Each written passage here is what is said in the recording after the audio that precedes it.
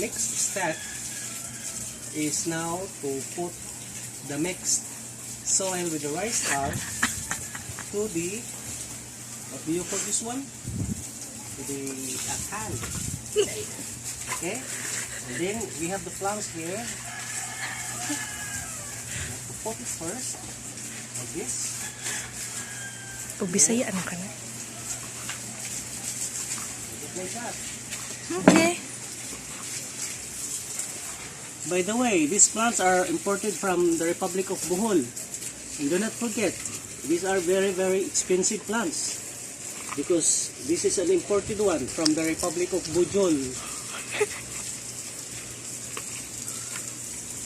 Time to be fed.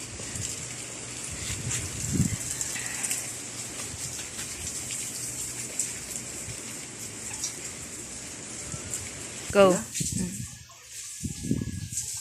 Okay, guys, there is somebody who asked a question. Why do we need to put rice hull on the soil?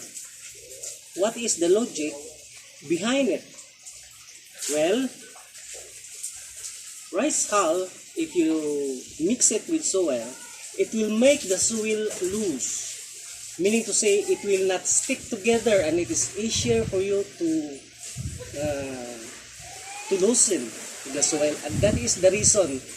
And this will make the soil surrounding the plants easier to absorb moisture and easier to absorb water. And this will make the plants something like easier to breathe. And this will make the plants grow faster.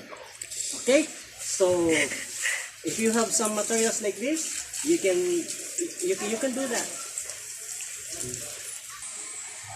Okay, now guys, we're finished putting all the plants into its cans.